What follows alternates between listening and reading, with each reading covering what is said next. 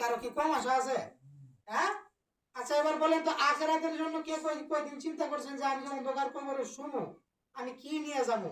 আমার তো যখন ফেরেশতারা যখন আমাকে থুয়ে আসবে সাদা তিনখান কাপড়ের মধ্যে মুড়াইয়া, আমাকে যখন কবরের মধ্যে আসবে থুইয়া যখন চলে আসবে, আমার কেউ থাকবে না সেখানে, সাথী থাকবে না, বাদী থাকবে না। অন্ধকার কবরে আমি আল্লাহর কাছে কিভাবে জবাব দিব, কিভাবে আমি কবরের আযাব থেকে রেহাই পাবো? এই চিন্তাটা কেরা কয়দিন করছেন বলেন? বলেন করছেন কেউ? আচ্ছা বিল্ডিং বাড়ি তুলবেন, জমি 10 কাঠা কিনবেন, তারপরে এবছর ফলন আছে, অন্য বছর ভুট্টার ফলন মানছেন 1 বিঘার মধ্যে 30 মণ, এই বছর 40 মণ হবো, এটা চিন্তা চেতনা কেরা কয়বার করছেন? হ্যাঁ করছেন সবাই। হ্যাঁ এটা তো করবেনই, এগুলো ঠিক আছে, না আছে বেশি হওয়া নাই।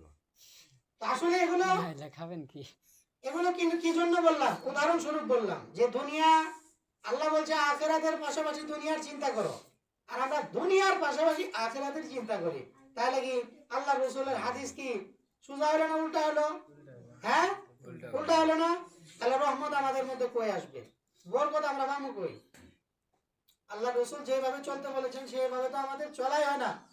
অন্তত পক্ষে সারাদিন যতটুকুই হ্যাঁ আল্লাহর হুকুম মানতে পারেন, অন্তত পক্ষে শুয়ে তো বালিশের সাথে মাথাটা লাগাই তো এতটুকু বলতে পারবেন আল্লাহ সারাদিন তোমার নিয়ামত খাইলাম, তোমার নিয়ামত অনুযায়ী চললাম, আল্লাহ তোমার এত নিয়ামত অবরন্ত নিয়ামত খাইলাম, আল্লাহ তোমার হুকুমটা আমার মানার মতো সুযোগ হলো না। এতটুকু আবেগের সাথে কোনোদিন আল্লাহকে বলছেন? এগুলো বলেন না।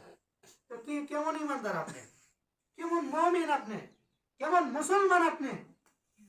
আর বিশেষ করে প্রথমত যেই কথাটা বলছিলাম পাক নাপাকের বিষয়টা, এটা আরো সিরিয়াস ভাবে বলে শেষ করব।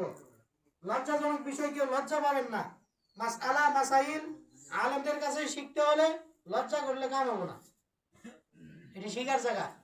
মসজিদ ঘর সবার জন্য উন্মুক্ত, এটা এখানে আসেন সবাই কিছু শিখার জন্য, তো শিখতে হবে।